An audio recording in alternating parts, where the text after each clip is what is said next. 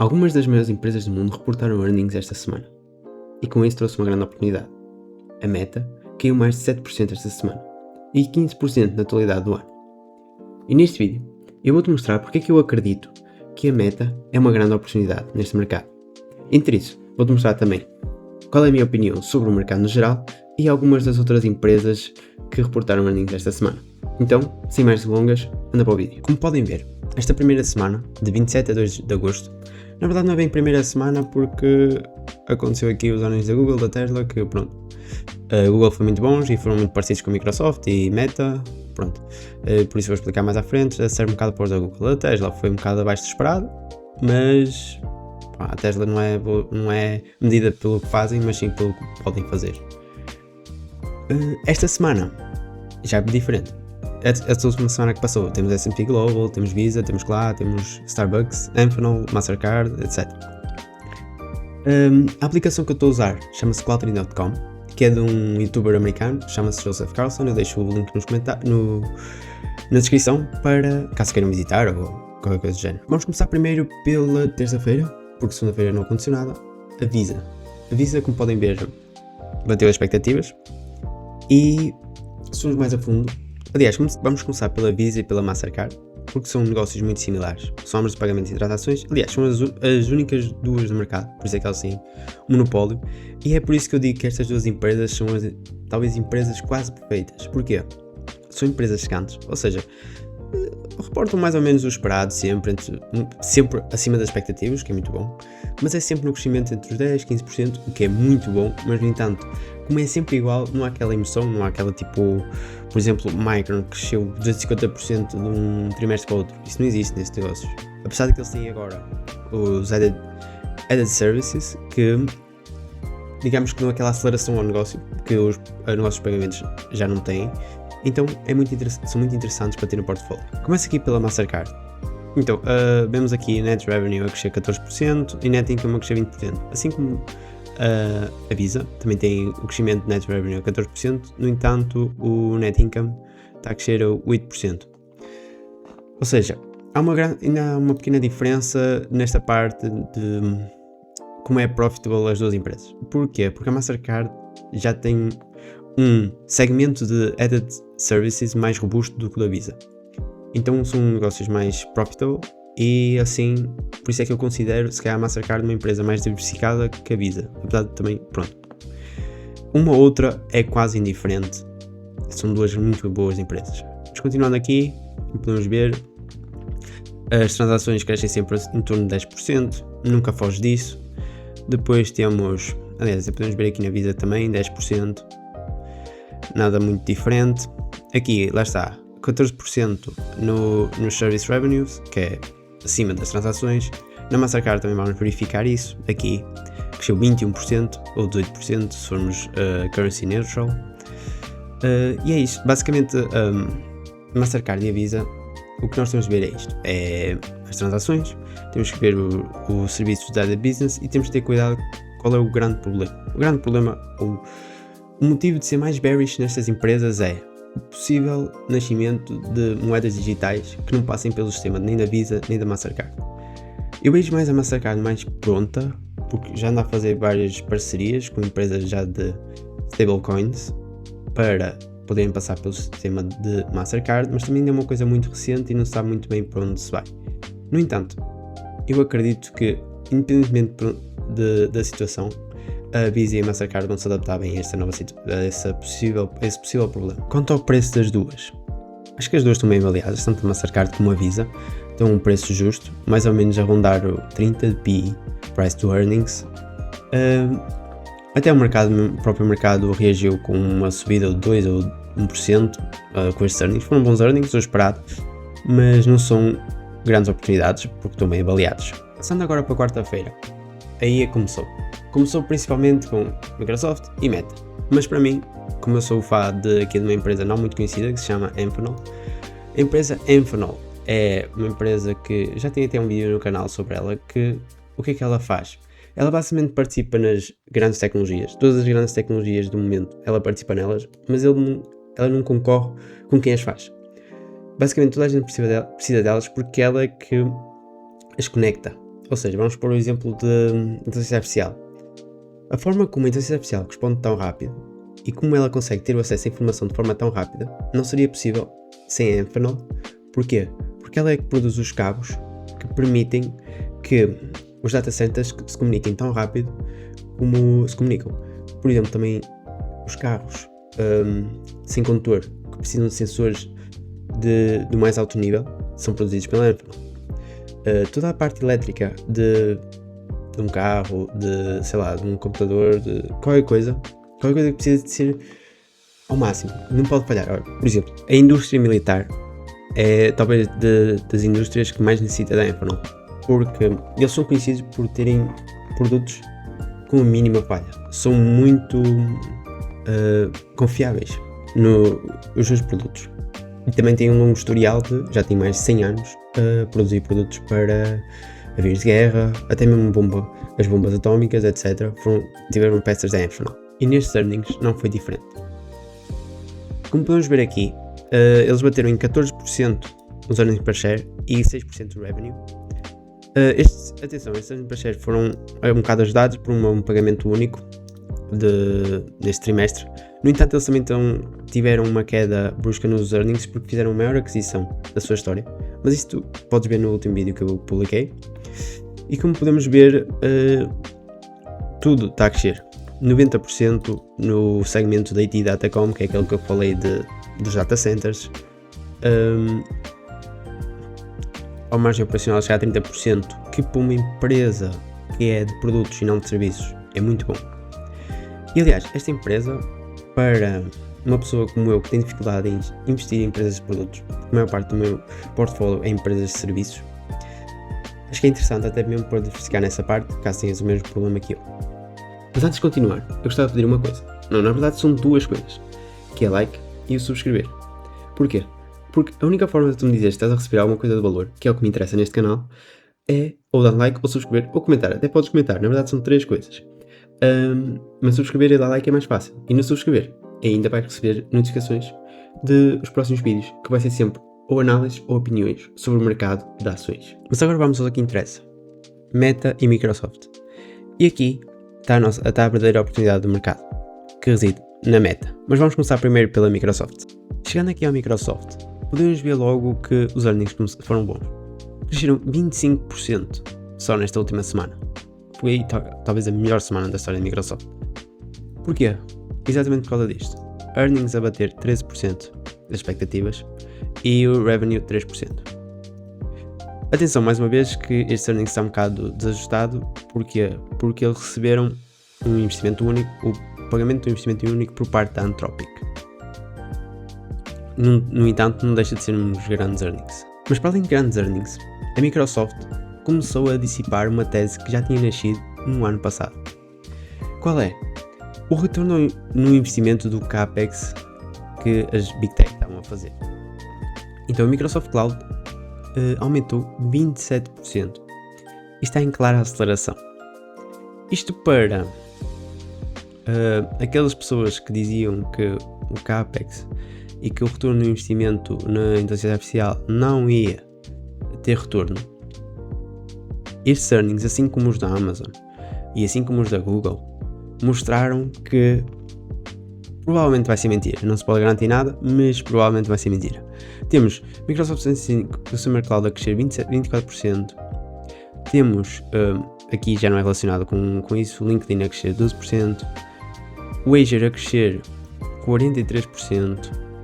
E depois temos aqui algumas más notícias, mas como são segmentos mais pequenos, então não têm tanta proporção. Que é o da Xbox a diminuir 10%, o do Windows também a decrescer 7%. Mas de resto, foram earnings basicamente perfeitos por parte da Microsoft. Precisavam porque, desde o início do ano, mesmo apesar com este aumento estrondoso de 24% na última semana, eles no ano inteiro aumentaram 0,07. 0,07 para um ano, sendo a Microsoft a empresa que é. E se formos ver o valor, que neste caso está 20 e poucos do price to earnings, é baixíssimo. Mesmo com o crescimento de 25%, eu considero esta empresa uma empresa que podia-se adquirir perfeitamente para para o portfólio no momento de hoje, que mesmo assim ia ser um retorno incrível nos próximos 5 anos, porque o preço estava mesmo muito baixo antes destes earnings. Então a Microsoft é uma das grandes oportunidades destes earnings. E se a Microsoft teve earnings perfeitos, então a Meta foi o oposto. Nos últimos 5 dias que consistiu os earnings, ela subiu apenas 0,03. E se formos ver, até o dia de hoje, até desde o início do ano, ela caiu 10%. Isto foi bem pior depois dos earnings terem saído. Foi mais ou menos aqui, dia 29. Foi dia 29. Imaginem, a queda que foi de cerca de 10% depois dos earnings. Se é justificável, não é nada justificável. Mesmo apesar daqui parecer que os earnings per share foram abaixo de 13%, não estamos a considerar algumas coisas, alguns fatores únicos, que é... Ok, vamos começar aqui pelo report, que é Daily Active People, que é as pessoas que usam diariamente as suas plataformas, como Facebook, Instagram, etc., aumentou 3%. Isto que já vinha a decrescer há 2 trimestres. Há 2 trimestres vinha a decrescer e agora houve uma aceleração para o maior número de sempre. É muito bom, muito, muito bom. Temos o revenue, que é o rendimento a crescer 28%. Aqui o que ninguém gosta, que é os custos, aumentar 55%. No entanto, estes custos estão inflacionados com um pagamento de 2,4 bilhões e de 1,8 bilhões que são relacionados com despedimentos e com outras coisas. Legal proceedings, não diz aqui explicitamente. Depois, o outro motivo de ter caído 12% foi o cash flow, que está quase a chegar a números negativos. Como podemos ver aqui, antes era assim, eram estes valores, e agora é apenas 784. Aliás, eles próprios disseram que até o início do próximo ano este valor vai chegar a negativo.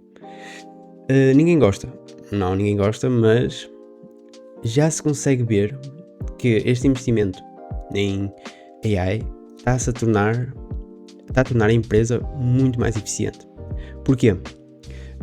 Tivemos aqui que ad impressions cresceram 14% e o preço por advertisement, que é price per ad, está a crescer 12%. Ou seja, estás a crescer volume e preço ao mesmo tempo. Isso significa uma coisa, que a publicidade está a valer mais a pena, está mais eficiente, porque o motor da Meta está muito melhor. E é para isso que serve principalmente o investimento que eles estão a fazer. É para o seu motor funcionar muito melhor e buscar e ser muito mais eficiente. Outro motivo de ter caído foi eles terem diminuído o range de CAPEX para os maiores valores que estavam à espera. Antes dizia-se que era de 125 a 145 bilhões e agora é de 130 a 145. Então, o que podemos dizer destes earnings da Meta? Foram muito bons para quem gosta desta tese de investir para no futuro ter mais retorno. Isto é principalmente para os investidores a longo prazo. Esta queda foi muito devida por curto prazo. Para quem investe a curto prazo, etc., compreende-se perfeitamente esta queda. Mas agora, para um investidor de longo prazo, eu olho para isto e vejo, ok, foram bons earnings, porque é que a empresa está a cair?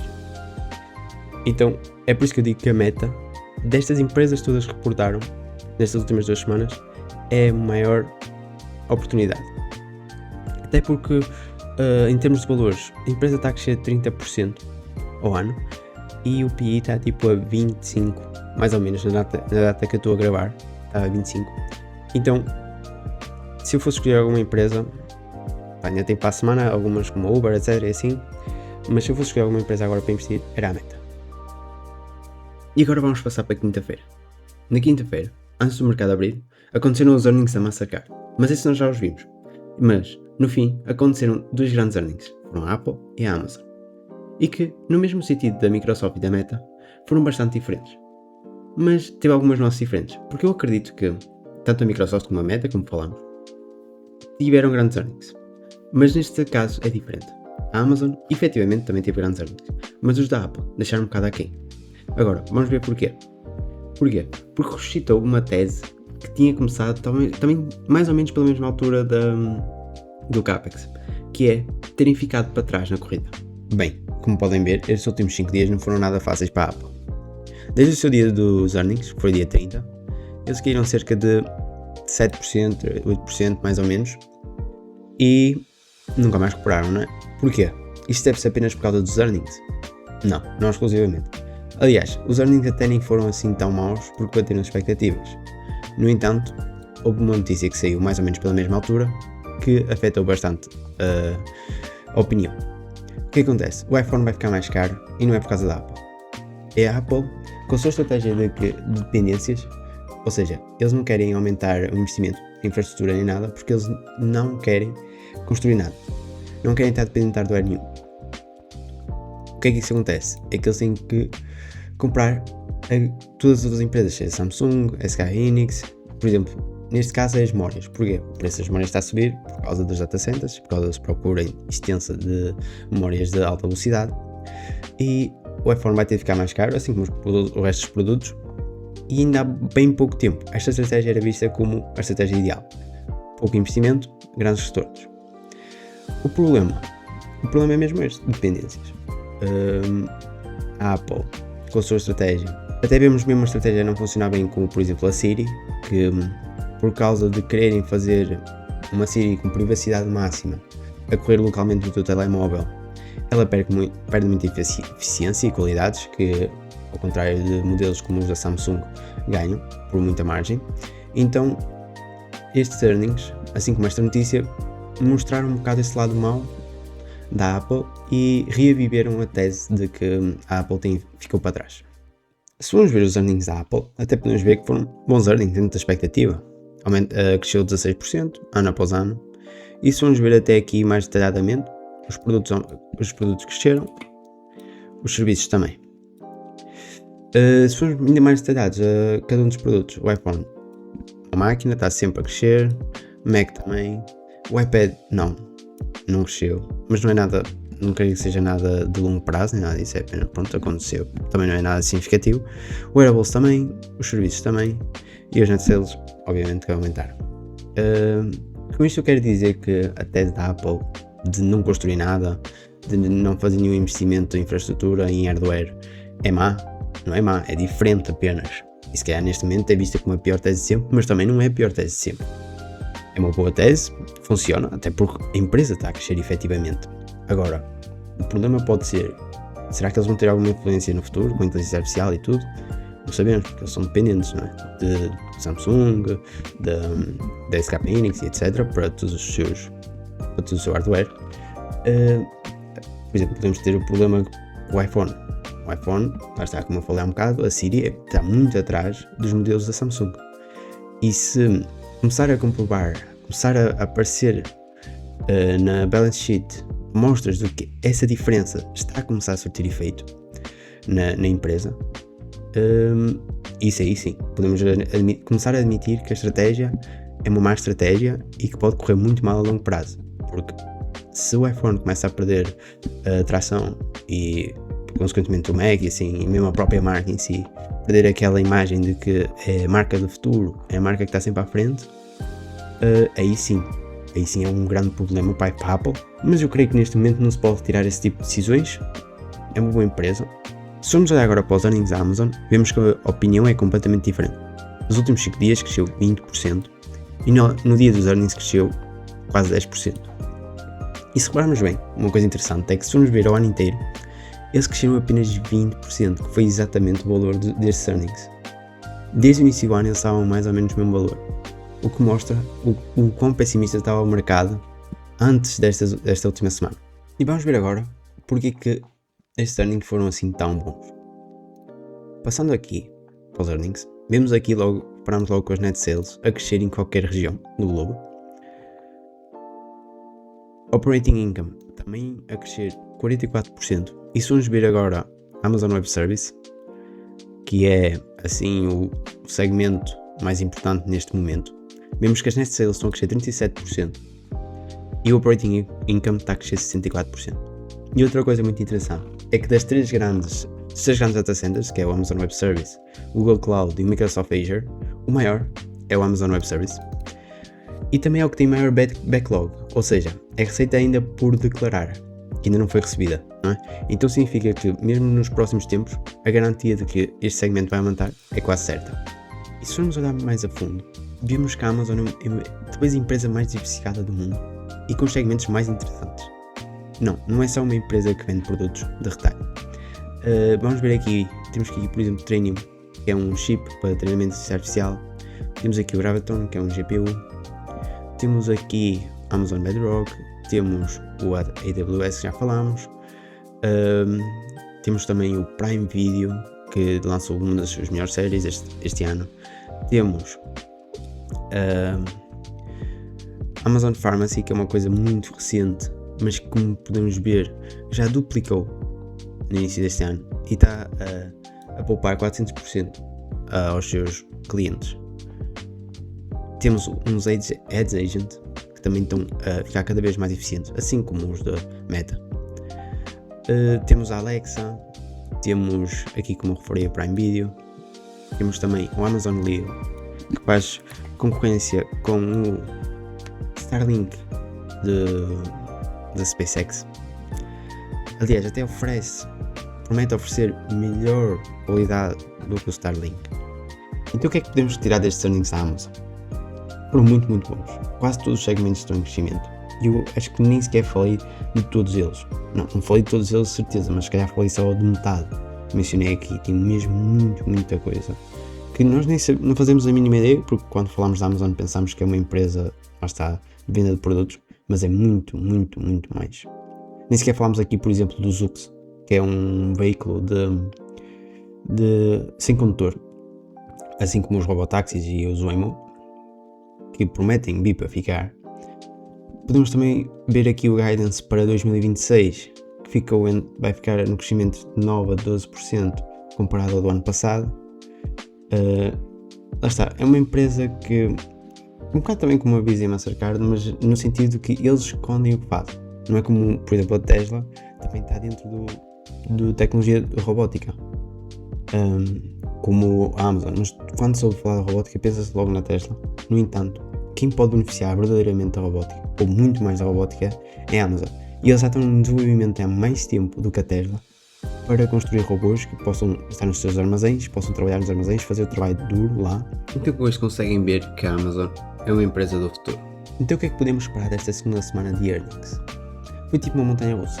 Começamos ali com a Visa, a manter as expectativas, e depois foi Microsoft e Meta, a Meta a cair, depois foi a Mastercard a acalmar, e depois foi a Apple e a Amazon. Mas no geral foi muito bom, porque mesmo a Apple e a Meta caíram, é verdade, têm alguns problemas, é verdade, mas na minha opinião Meta foram muito bons earnings e os da Apple estavam dentro das expectativas. Qual é a principal coisa que podemos retirar desta semana? É que há um claro sentimento de mudança no mercado, que é, se o CAPEX for bem utilizado, então não é assim tão mal. E como podemos ver, tanto a Amazon, como a Meta, como a Microsoft, como a Google, estão a utilizar muito bem esse CAPEX, porque podemos ver que tanto os segmentos que já existiam estão-se a tornar mais eficientes e mais lucrativos, como a criação de novos segmentos também está a acontecer e são segmentos muito bons. Então, no geral, as empresas estão apenas a melhorar. É verdade que estão a aumentar o CAPEX, mas também estão a melhorar intrinsecamente. E isso é que é importante. Espero que tenham gostado. É tudo. Fica até a próxima.